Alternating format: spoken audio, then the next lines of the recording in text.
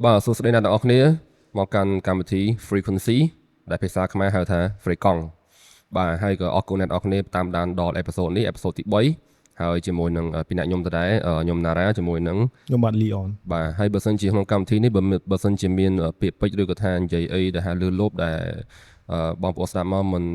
ចូលចិត្តអានឹងសូមអធិស្ឋានពីមុនផងដោយសារតែការសន្ទនាពីអ្នកខ្ញុំហ្នឹងគឺចេញពីបទពិសោធន៍ពីអ្នកខ្ញុំហើយនឹងការចែករំលែករបស់ពួកខ្ញុំផ្ទាល់ទេហើយក៏សូមបងប្អូនអធិស្ឋានមួយទៀតគឺបើសិនជាពួកខ្ញុំនិយាយលាយឡំជាភាសាអង់គ្លេសដោយសារតែថាវាចេញពីការនិយាយរបស់ពួកខ្ញុំធម្មជាតិដោយយើងជាទូទៅពីច្រើនខ្ញុំធ្វើការជាមួយនឹងជនជាតិអីចឹងទៅយើងតែតែមានការលាយភាសាអង់គ្លេសនៅក្នុងនោះតែពួកខ្ញុំនឹងព្យាយាមនិយាយជាភាសាខ្មែរបានច្រើនដើម្បីឲ្យគ្នាយើងអ្នកដែលគាត់មិនចេះអង់គ្លេសគាត់ស្ដាប់ទៅឲ្យយល់កាន់តែជាងនឹងទៀតបាទអូខេអញ្ចឹងមកដល់ថ្ងៃនេះអេពីសូតទី3ដែរអញ្ចឹងក៏យើងមានមិនថាមានតែខ្ញុំ2នាក់ Nara អាចធ្វើបានអ្វីដែលអ្នកទាំងអស់គ្នាបានឃើញអញ្ចឹងយើងក៏សូមអរគុណទៅដល់ Pro Sokha ហើយគាត់ហ្នឹងហើយចាំមើលបងប្អូនជួយ support business គាត់ផងគាត់មានហាងកាហ្វេដែលមានឈ្មោះកាហ្វេដឹងហែមនៅកាហ្វេដឹងហែមនៅក្នុង link របស់ page គាត់នឹងជាមួយនឹង map ខ្ញុំដាក់ខ្ញុំដាក់នៅក្រោមនៅក្នុង description ក្នុងក្រោមចឹងបងប្អូនជួយចូលមើលទៅកាហ្វេគាត់លយដែលថាមានបែបរបៀបបុរាណចាស់ដែលយើងមានអាចំនួន8ជាងអីចឹងកៅជាងហ្នឹងមានហុកឆ្កឹះសាច់ឆ្កឹះអីហើយអីគេកូកាយើងបឺតភ្លុំអីណាទួយម្សៅវាច់ហ្នឹងហើយហ្នឹងបងប្អូនអាចទៅមើលក្នុងហ្នឹងមានទាំងអស់អីក៏មានដែរហើយអ្នកស្រឡាញ់សត្វអីនៅហ្នឹងមានទាំងអស់ឆ្មាហើយសេកហ្នឹងហើយហ្នឹងហើយអញ្ចឹងអរគុណសុខខានៅក្នុងការ support ពួកខ្ញុំដែលដើរដល់អេពីសូតទី3ទាំងអស់គ្នាបាទមានអីចង់ចែករំលែកដែរថ្ងៃហ្នឹង Leon ព្រោះដូចជាថាមានរឿងអីតែតង scam scam scam ពាក្យខ្មែរគេហៅថាការឆបោក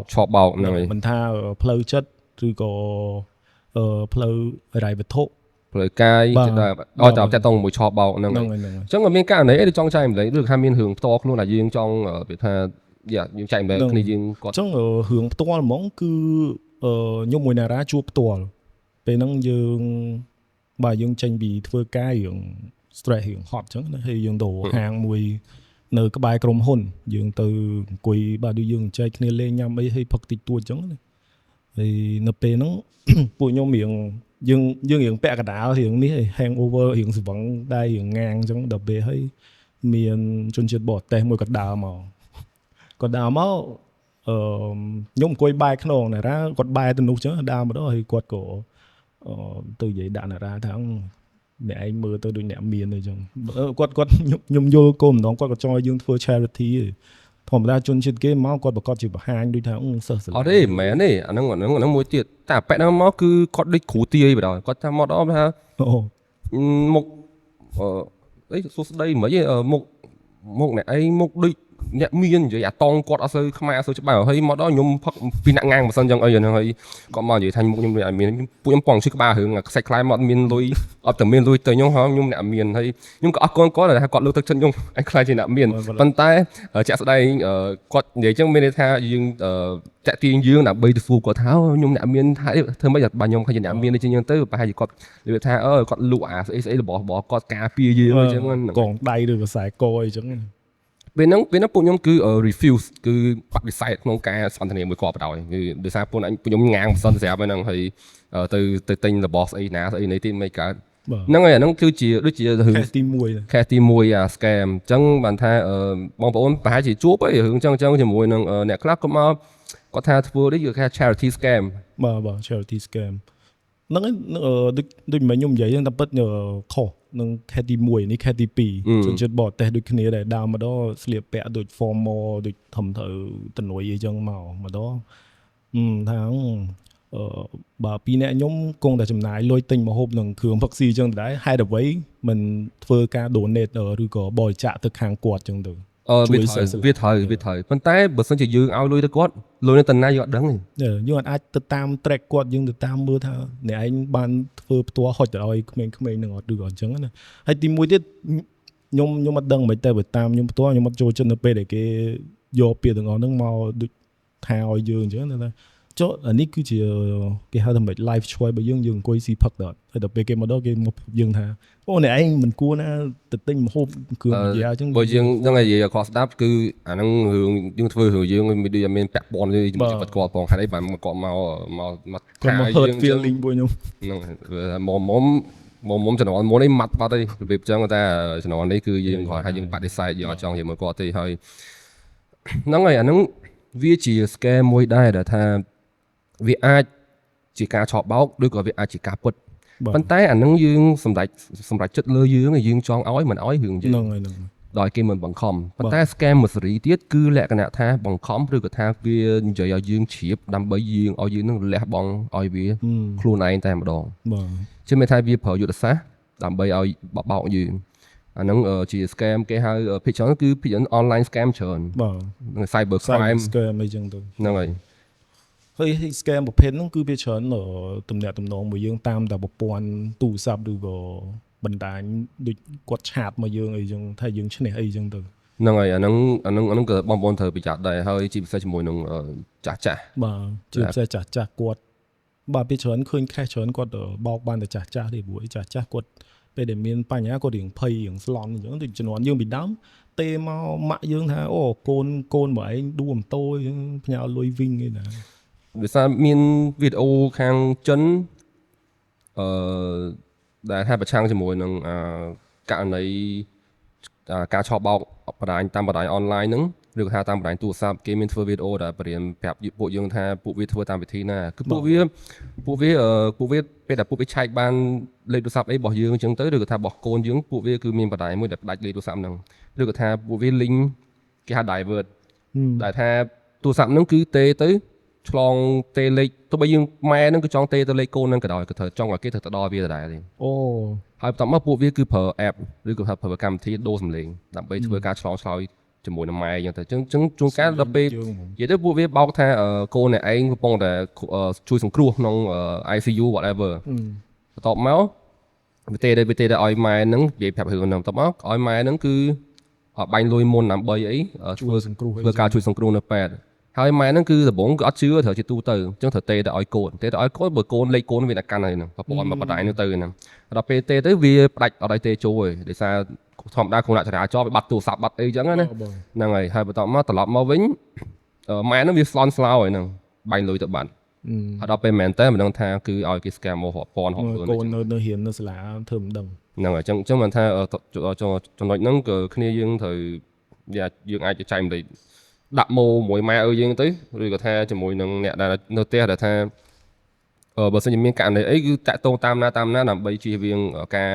ខ្លែងបន្លំពីជនទី3បាទហ្នឹងហើយប្រភេ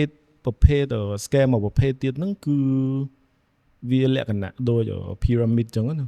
គឺបានន័យថាចាប់ផ្ដើមពីក្រោមឡើងទៅលើជាងគេមានខាងលើគេមួយ head គេហ្នឹងគេចាប់ផ្ដើម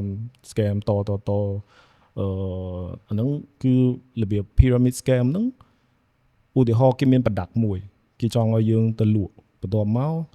កូន team ហ្នឹងលក់បានភាគរយមក funding ឡើងទៅលើរហូត អាហ្នឹងគឺគេហៅ brain wash លៀងគួរហ្នឹងហើយ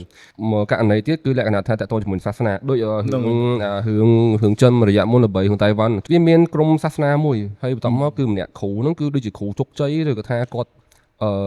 និយាយពីរឿងជោគជ័យរបស់គាត់ឬក៏ថាអីមួយដែលថាឲ្យប្រជាជនគឺអ្នកដែលមកចូលរួមកម្មវិធីហ្នឹងគឺជឿលើគាត់ជឿស្លងទៅនឹងជឿស្លងអញ្ចឹងទៅគឺពួកគាត់មកលក្ខណៈថាបោកពួកនោះបោកពីច្រើនបោកទៅលើអ្នកដែលថាពួកគាត់មានបញ្ហាក្នុងគ្រួសារហ្នឹងដែលមានអតិពឹងអញ្ចឹងគេបង្កើតជាដូចជាគ្រួសារអីមួយឬក៏ថាជាសមាគមមួយដើម្បីប្រមូលអ្នកដែលមានបញ្ហាផ្លូវចិត្តអីចឹងទៅយកចូលទៅហើយបន្ទាប់មកគឺពួកវានិយាយអះអាងថាការលុយកាក់អ្វីទាំងអស់ហ្នឹងគឺជារបស់ក្រៅខ្លួនទេធំយើងត្រូវតែមានស្មារតីឬក៏ថាចិត្តចាស់ថ្លាអញ្ចឹងណាហើយពួកហ្នឹងយកលុយយកអីទៅដាក់យកវាកំតិចមានណាវាមានកំតិចណាវារួញចូលឡតហ្នឹងមាន slot តែពុជពួកចូលមកពួកហ្នឹងយកចែកបីខ្ចប់ហើយលក់យកលុយពេញហ្នឹងហើយពួកដែលជឿហ្នឹងជឿស្លងលក់អីទៅអស់ទាំងផ្ទះអស់ទាំងអីនៅហ្នឹងហ្មងហ្នឹងហើយរឿងហ្នឹងវាគឺដាស់តឿនឲ្យមនុស្សយើងកុំទៅជឿលើគេផ្លេសផ្ដាស់ពេកហើយជាមួយនឹងដូចអ្នកដែលពាក់ ពាក់ស្បង់ពាក់អីដើរតាមផ្លូវគ្នាយើងប្រហែលឃើញរាល់ដងពួកចិនមកដល់កាន់កាមអីណាដើរ គាត់ថាយើងមានជំងឺអីឬក៏ឈឺអី ហើយដូចម៉ាក់ខ្ញុំកាលពីមុនយូរហើយកាលខ្ញុំនៅតូចអាតាចិនហ្នឹងដូចវាពាក់អាវស្អីវាពាក់អាវគ្រូចិនអីតាអីណាពេកបាត់ទេវាដើរឡើងតាមផ្ទះ បង ព្រោះកាលនោះឯងនៅម្ដុំអូស័យឡើងដល់តែជាន់ទី2វាដើរឡើងគ្រប់ផ្ទះហ្មងហើយឡើងដល់ផ្ទះម៉ាក់ឯងដល់ផ្ទះឯងហ្នឹងម៉ាក់ឯងគាត់និយាយចិនមួយម៉ាក់ឯងនិយាយចិនទៅថាមើលមុខដូចស្លេកស្លាំងឯណាគាត់ជាគ្រូឯណាអញ្ចឹងណាហើយវាប្រើអាទឹកថ្នាំអីមួយដល់ដៃវារបស់គីមីហើយវាប៉ះដៃម៉ាក់ខ្ញុំទៅវាញីយូរទៅចេញពណ៌ក្រហមឯងវាថាអ្នកឯងក្នុងខ្លួនអីណាសុខភាពអត់សូវល្អឯណាខ្សោយនេះខ្សោយនោះឯណាហើយចេញពណ៌ក្រហមអីចឹងណា អញ្ចឹងមានប្រកបឲ្យទិញអីប្រដាប់របស់គេនោះប្រកបអត់តម៉ាក់ឯងដើរទៅរត់ទៅយកអំបោះមកឯនោះយកអំបោះវាយហ្នឹងនិយាយគាត់ដឹងថារឿងហ្នឹងគឺអាតាំងហ្នឹងដើរបោកគេបណ្ដោយនិយាយទៅនឹងឲ្យដូចប្រូសុខាមុនហ្នឹងក៏បានលើក idea យើងដល់យើងនិយាយថាមួយទៀតគឺកុំប៉ះរបស់តែគេឲ្យព្រេះផ្ដាស់វាអាចជាថ្នាំឬក៏ធ្វើឲ្យយើងបាត់បង់ស្មារតីមករយៈពេលខ្លី ដូចមិត្តភ័ក្តិបរទេសខ្ញុំម្នាក់ដែលគាត់ជាជាងថតហ្នឹងខ្ញុំមកចង់បង្ហាញឈ្មោះគាត់ឆ្នាំមុនគាត់ឲ្យគេដាក់ថ្នាំមិនដឹងថ្នាំអីគាត់ថាគាត់ផឹកឡើងគាត់ទៅហាងកាហ្វេអង្គុយមួយមិត្តភ័ក្តិគាត់អញ្ចឹងហើយមិត្តភ័ក្តិគាត់ដូចជាតាណាបាត់មិនដឹងឯងហើយបន្តមកគាត់ធ្វើដំណើរឆ្លងពេលវេលាបណ្ដោយ time travel 2ថ្ងៃក្រោយបើកភ្នែកមកនៅពេទ្យដល់ពេលគាត់ឡើងវិញគាត់ថាគាត់អង្គុយទៅដូចជាមានគេមកប៉ះគាត់មកផាច់ហើយបាត់អស់ហ្មងហើយគាត់បាត់លុយអស់ឡើងប្រហែលអស់ឡើងប្រហែល 20000 ព្រោះអីមួយហ្នឹងវាយកទូរស័ព្ទគាត់ ដូចជាគាត់ប្រាប់ថាយក credit card គាត់ទៅ Aeon ទិញទូឡើងអស់ 10000 20000 ហើយវាយកទៅលក់តហើយបើទោះបីយើងនឹងថាក្នុងទោះបីយើងឆែកកាមេរ៉ាដឹងថាវាក៏ដោយក៏យើងអាចយកលុយនេះមកវិញដែរដោយសារក្នុងផ្សារគឺលក់របស់ហើយលក់ដាច់ចេញទៅត្រូវអត់យើងមានលុយទៅទិញលក់ចេញហីហើយយើងឲ្យផ្សារទៅសងយើងក៏យើងអត់កើតដែរហើយហ្នឹងហើយ refund អត់បានដាក់ថ្នាំគាត់ហើយដូចជាតាមការស៊ើបរកថាយកគាត់នឹងយករបស់ក្នុងខ្លួនអីគាត់ហក់ហើយលើកគាត់ទៅអង្គុយនៅlobby អង្គុយនៅសាឡុងទទួលភ្ញៀវរបស់អូតែតែគាត់ចោលនៅហ្នឹងដល់ពេលគាត់បើកភ្នែកមកមិនដឹងថាគាត់នៅពេទ្យហើយអស់ឡើងអស់លិញហើយសុខភាពខ្សោយទៅអាហ្នឹងចង់កន្លែងហ្នឹងចង់និយាយថាយើងគុំហ្នឹងគេហុចអីមកគុំប៉ះគុំអីបញ្ចឹងណាមុននឹងយើង reaction ទៅលើអីមួយយើងមើលសិនអញ្ចឹង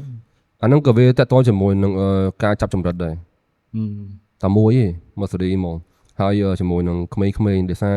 នៅខ្មែរយើងអត់ដូចស្រុកក្រៅខេសចាប់ចម្រិតក្មេងៗច្រើនមែនតើគឺចេញពីរៀនតែម៉ែតាមអត់តាន់បាត់កូនឯងហ្នឹង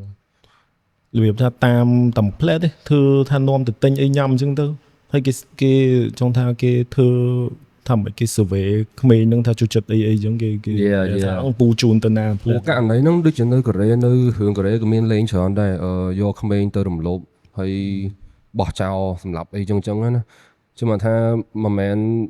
យើងលើក idea ថ្ងៃហ្នឹងមកគឺចង់ឲ្យរឿងនោះវាកើតឡើងទេអត់ទេខ្ញុំចង់ឲ្យគ្នាយើងគឺមានអាការពារខ្លួនឯងហ្នឹងហើយបង្កើតហើយជាមួយនឹងយើងត្រូវប្រុងប្រយ័ត្នជាមួយនឹងកូនក្មេងៗទូចដែលគាត់ទៅរៀនទៅអីហ្នឹងឬក៏មនុស្សចាស់ក៏ដោយដែលជាជនរងគ្រោះដែលជាមនុស្សក្នុងវ័យដែលអាចខ្លាចជាជនរងគ្រោះរបស់ពួកជនឆបោកដល់ចោលផ្សេងហ្នឹងខ្ញុំចង់ថែមបន្តិចនៅលើអ្វីដែលណារ៉ានិយាយហ្នឹងគឺតើតងការដាក់ថ្នាំអញ្ចឹងគឺវាក៏មិនថាឲ្យតែគេប៉ះយើងចូលត្រូវថ្នាំគេទាំងអស់វាអាច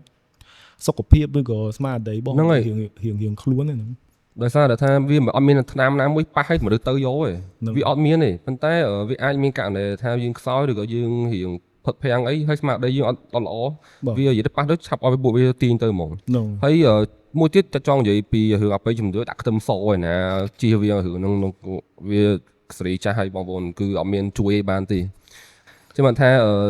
អបិយជំនឿមួយទៀតដែលថាគ្នាយើងត្រូវបោះចោលបើហាលអបិយជំនឿមួយចំនួនគឺយើងមិនអាចយកវាជាការ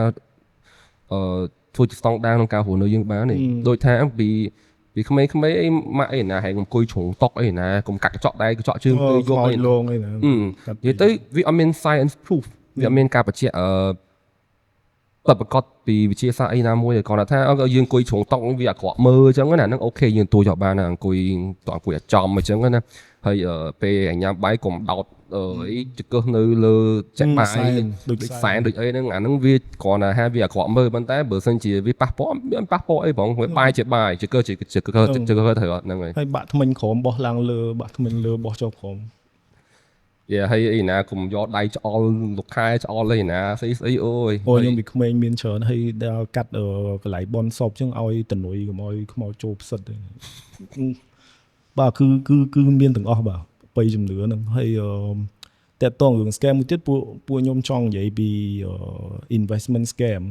អូយាយអាហ្នឹងធ្ងន់ជាងគេអាហ្នឹង ហ្នឹងហើយ investment scam ហ្នឹងគឺអត់មានតែគេមកបង្ខំយើងឬក៏គេមកដាក់ថ្នាំអីទេគឺខ្ញុំចង់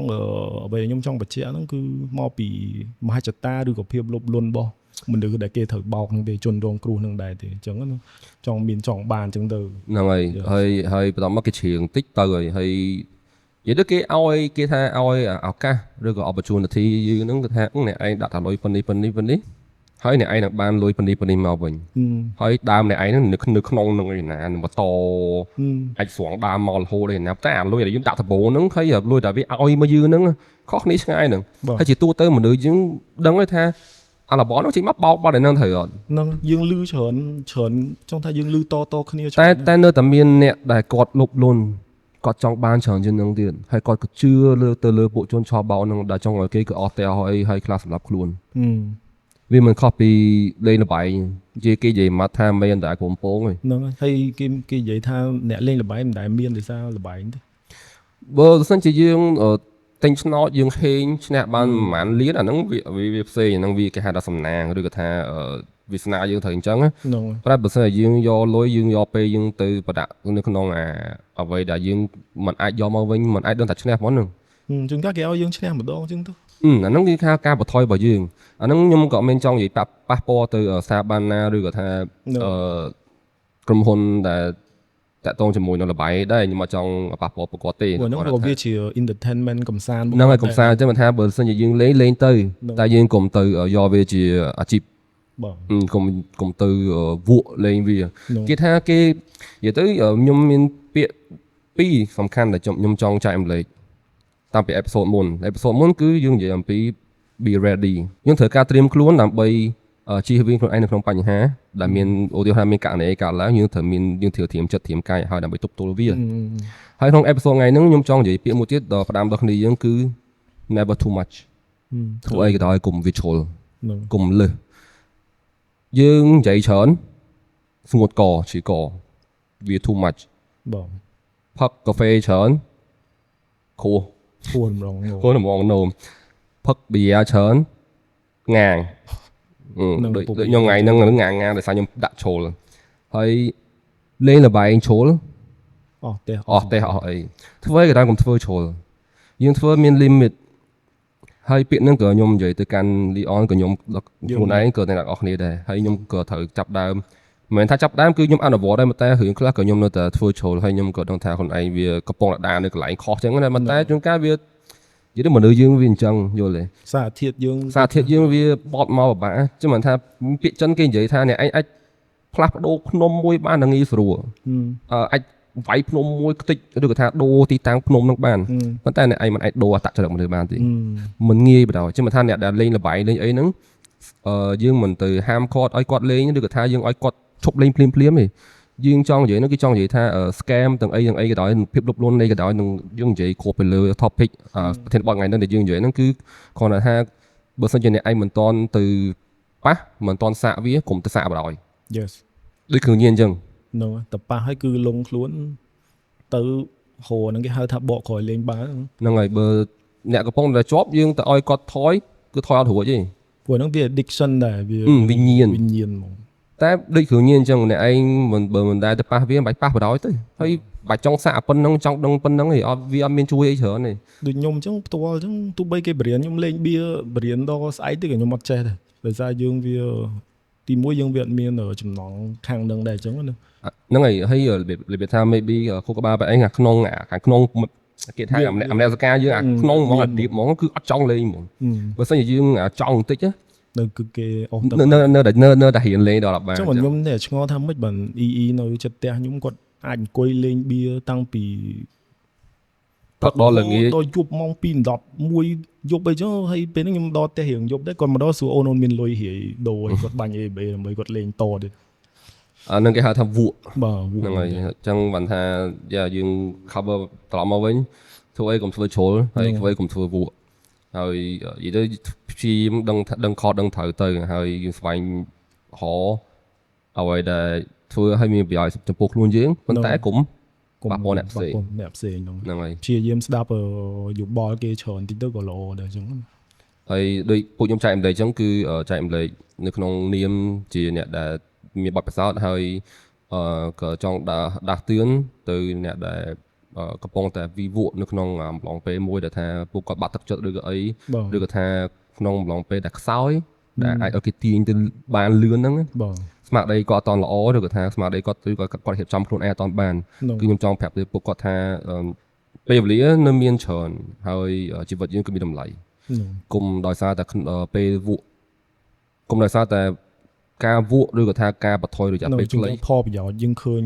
មិនតិចហ្នឹង ហ្នឹងហើយវាធ្វើឲ្យខាតបងយើងថ្ងៃក្រោយដែលថាយើងបកក្រោយវិញលេងកើតអញ្ចឹងបានថាយើងធ្វើអីត្រូវគិតឡើងវិញតែបានច្រើនទៅគិតដល់ថ្ងៃក្រោយគុំថាដើមមកជាហ៊ានកុំជាហ៊ានវាអត់ផាសុខភាពទេយីទៅ ព្រោះយើងធ្វើការយើងរស់ស៊ីបកបរបស់យើងសំតិចមកបានប៉ុណ្ណឹងចុងក្រោយគេ scam តែអត់ដល់24ម៉ោងហ្នឹង ដល់មើលអញ្ចឹងពីអ្នកខ្ញុំនៅក្នុងថ្ងៃនេះមានតែប៉ុណ្្នឹងដែរទេហើយដោយតែធ្លាប់និយាយនៅដើមកម្មវិធីអញ្ចឹងបើមានកំហុសខុសឆ្គងឬក៏ពាក្យពេចន៍អត់សមរម្យអីបងប្អូនសូមខន្តីអធិស្ឋានទៅហើយបើមានចំណុចណាចង់ឲ្យពួកខ្ញុំអភិវឌ្ឍ នឹង ចម្រើនជំនួស អាច comment down below ទៅហើយចង់ចប់ក៏នៅចង់ shout out ទៅ bro សុខាដែរដែលបាន កាហ្វេដឹងហែម កាហ្វេដឹងហែមហ្នឹងហើយ គាត់ផឹកឡើងលក់កាហ្វេ បាទ យប់ឡើងល្ងាចឡើងគាត់លក់អីញ៉ាំហ្នឹងហើយឬក៏ថាបងប្អូនអាចចង់ relax សម្រាប់អីទៅហូបប៊ីយ៉ាអញ្ចឹង ហ្នឹងហើយព្រោះ vibe នៅនោះ chill មែនតើ ហ្នឹងហើយបើសិនជាបងប្អូនអត់ដែរទៅដឹងហ្មងហើយឬក៏ចុចមើល page នៅក្រុមហ្នឹងទៅ យើងតម្លាក់ទីតាំង ហ្នឹងហើយហើយក៏គ្រប់គ្រងគ្នាផងហើយប្រហែលជាតិចទៀតពួកខ្ញុំលក់អាវលក់អីខ្ញុំនឹងដាក់លក់នៅកន្លែងគាត់អញ្ចឹងគ្នាអីយើងអាចចង់ទៅនៅចង់ជាវចង់អីទៅកន្លែងគាត់ទៅគ្រប់គ្រងនិយាយទៅក៏មានអស់ហ្មងទៅយ៉ាងបើសិនជាអត់ទិញអាវទិញអីទៅទិញកាហ្វេមួយកែវក៏បាន ហ្នឹងជួនកាលជួបពីរអ្នកខ្ញុំនៅហ្នឹងយើង ហ្នឹងហើយនិយាយគ្នាបណ្ដោយ លេង chill ហ្នឹង ហើយណាមួយបើសិនជាអត់មានគាត់ក៏ set up ថ្ងៃហ្នឹងក៏វាអាចរួយច្រើនដែរហើយវាស៊ីម៉ោងស៊ីអីតែសារមានគាត់ជួយអញ្ចឹងយ៉ាអញ្ចឹងអរគុណអ្នកទាំងអស់គ្នាហើយជួបគ្នា នៅ episode ក្រោយ